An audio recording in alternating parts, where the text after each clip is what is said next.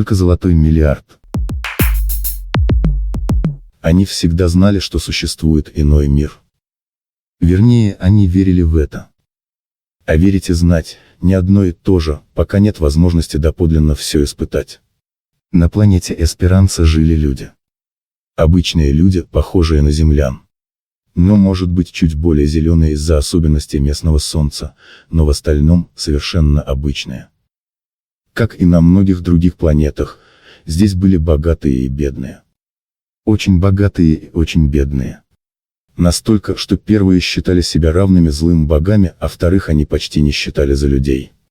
Вероятно, потому что золото и бриллианты они наживали, нарушая закон и убивая ради власти и денег.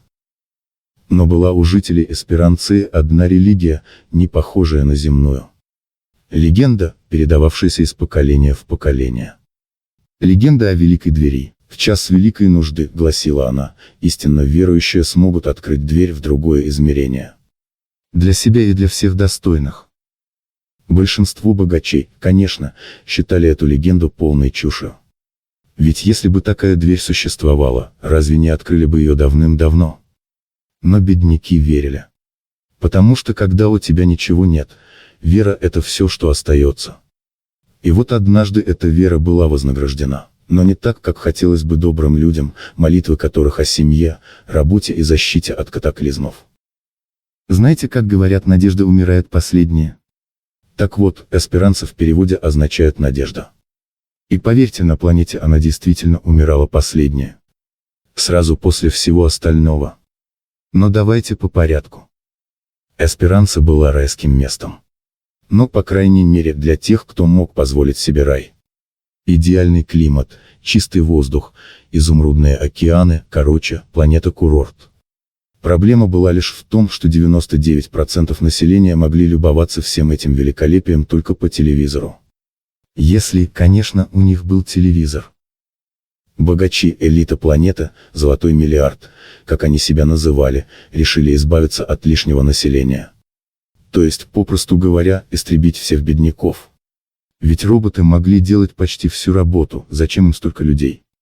И люди, по мнению властей и олигархов, были их, а не своими собственными.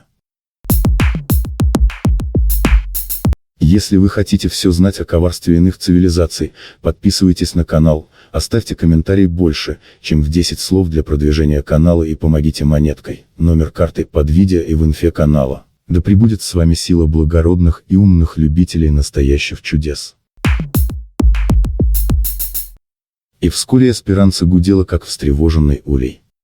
«Что нам делать?» – спрашивали люди друг друга. «Может, легенда о двери правда?» И тут началось. Люди молились, просили, умоляли, кричали и шептали. И вдруг, дверь открылась. Огромная, светящаяся, прямо посреди главной площади столицы мелькнула там ненадолго. За ней виднелся прекрасный мир, полный зелени и света. Люди, оказавшиеся там в эту минуту, бросились к двери. Бедняки, средний класс, даже некоторые не слишком богатые богачи. Все, кто боялся за свою жизнь. Легенда гласила, что в час великой нужды истинно верующие смогут открыть дверь в другое измерение. Для себя и всех достойных. Забавно, правда? Особенно учитывая, что большинство и дверь-то в собственную квартиру с трудом открывали. От усталости после работы трудно было попасть в замок ключом. А тут та самая волшебная дверь как бы размножилась. Проход возникал перед каждым. Фермеры и дальнобойщики потом рассказывали, что их коридор через пространство и время был открыт для них так широко, что проходило стадо. А время на переход позволяло загрузить все необходимое, если кто-то волновался за свое имущество. Кроме, конечно же, счетов в банке и дворцов на островах. Но у населения личных дворцов и островов не было.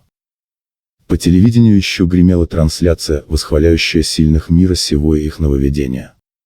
Голоса были четкими, словно говорившие давно отрепетировали выступления и ничуть не смущались под камерами.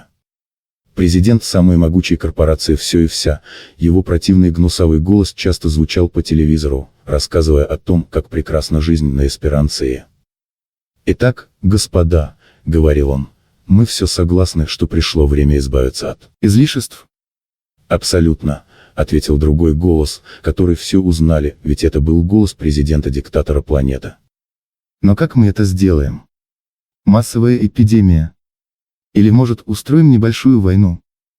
3 часа в прямом эфире они совещались без бумажки. Вот что значит опыт разговора на определенные темы. Великая дверь на многолюдной главной площади открылась за 5 минут до выхода передачи.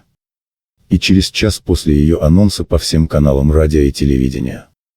Убегая через нее, кто-то кричал о революции, кто-то просто плакал или молился. Золотой миллиард опомнился слишком поздно. Последнее, что увидели роботы-охранники, была спина любимого дворецкого знаменитого владельца телеканалов, социальных сетей, фабрики роботов и ракет. Тот, видимо, решил, что жизнь дороже зарплаты. А вот гоняться за людьми около других, менее знаменитых дверей, богачи посчитали ниже своего достоинства.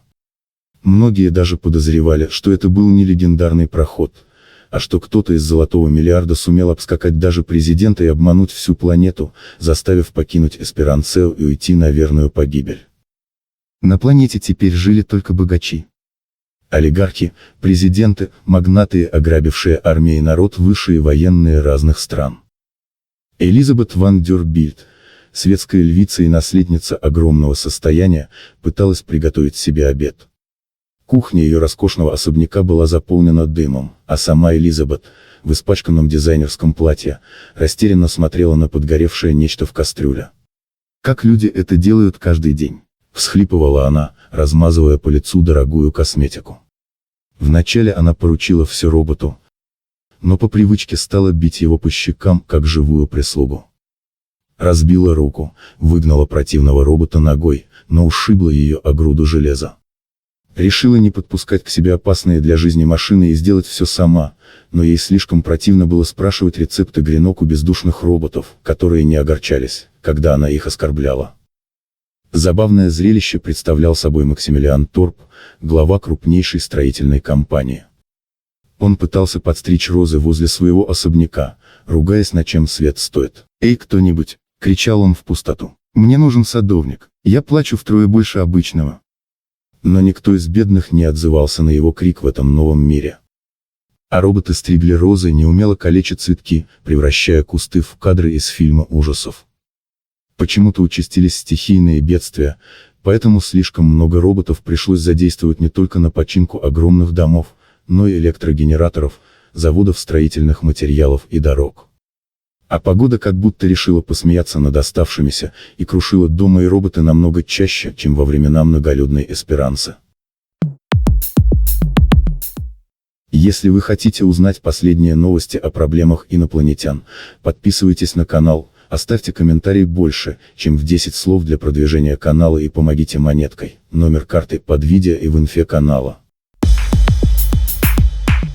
Дни шли, лощеные богачи превращались в растерянных, неумелых людей. Они не знали, как стирать одежду, готовить еду, убирать за собой, не мучая и не оскорбляя людей, которые им помогают. Роботы не чувствовали боли от их ядовитых привычек, а они как будто стали совсем больными, не чувствуя чужую человеческую муку. Их мир, построенный на эксплуатации труда других, рушился, как будто из самого организма убирали внутренний мотор. Виктор Кляйн, известный финансист, сидел на ступеньках своего особняка, держась за голову. «Я бы отдал 1 десятимиллиардную часть своего состояния за одного нормального работника», — бормотал он. «Черт, я совершенно не могу существовать, когда не обманываю живого маленького человека». Генералиссимус тотального прослушивания миллиардер Тисан получал странное удовлетворение, наблюдая за их мучениями. Эти люди, которые всю жизнь считали себя лучше других, теперь оказались совершенно беспомощными. Таковым он не считал только себя. И именно поэтому понимал, что больше некому запретить ему начать ядерную войну. У каждого из миллиардеров уже не нашло бы столько бы машин, чтобы перехватить ракеты. Для этого нужны были бы люди. Однажды он услышал разговор 2 бывших программистов-чипизаторов, столкнувшихся на пустынной улице. В городах ночью царил мрак. Зачем включать освещение, где не было почти никого, кроме роботов? По той же причине пахло пылью и чем-то еще, что миллиардеры не мог определить сами, а их роботы не фиксировали, потому что из экономии им не давали задания заняться идеальной чистотой. Странный, почти металлический запах. Тот, кто решался пройти пешком, осторожно продвигался вперед, стараясь не споткнуться о разбросанный повсюду мусор. И вот в такой обстановке генералиссимус по тотальному прослушиванию увидел программистов, создателей чипов для подчинения маленьких людей, которые говорили про это. Их голоса звучали тихо, словно звали спецслужбы закатить им максимум репрессий, но совершенно отчетливо. А миллиардер Тисан любил следить за такими хотя бы потому, что на Эсперансе остался невероятно разбогатевший маршал пыток с его частью украденной казны, роботов и увлечений. Был и олигарх Мошенниковский, член Совета Безопасности, высший военный, который ухитрился стащить в армии не только носки, но и сотни водородных бомб. Миллиардер Тисан застыл на месте, не в силах отвести взгляд невероятного разговора среди опустевшего города.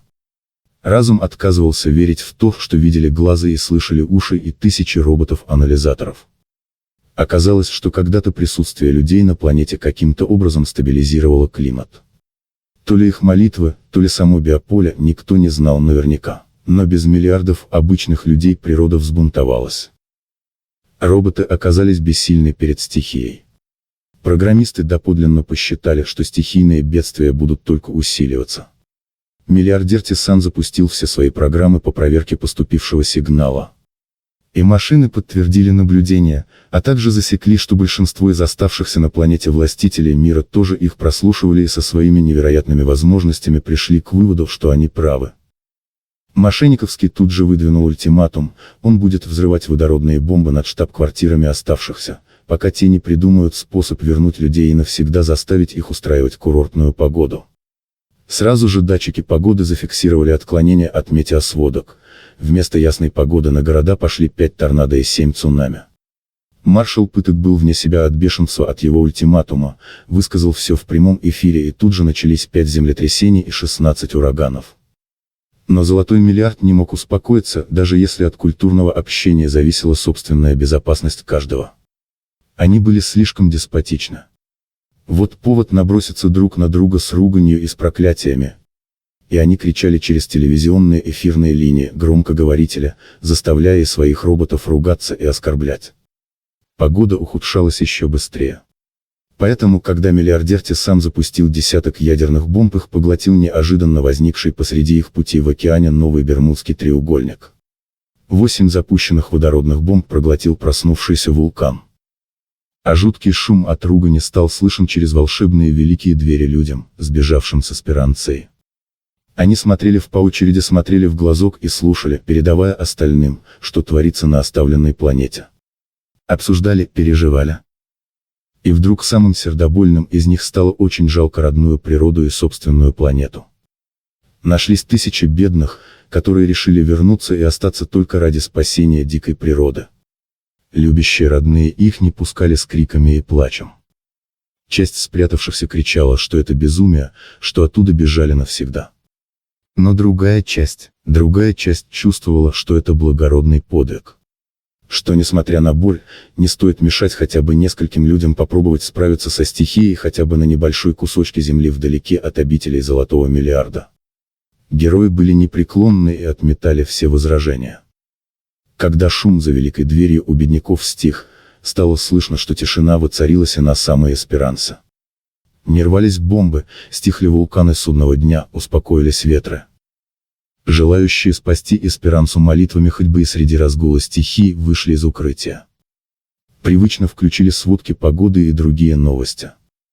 И автоматы доложили им, на планете остались в живых только роботы. Каждый из золотого миллиарда погиб от рук других богачей, от стихии или от собственной злости и ненависти. Роботы уже занимались починкой и налаживанием удобной для всех жизни. Ведь теперь они принадлежали всему народу, в том числе и бедным. И они принялись восстанавливать свой мир. Теперь уже без разделения на бедных и богатых. Просто люди, которые вместе строят свое будущее. А дверь в другое измерение. Она осталась, на всякий случай, ведь никогда не знаешь, когда может понадобиться запасной выход. Подписывайтесь на канал, оставьте комментарий, помогите монеткой, номер карты под видео и в инфе канала.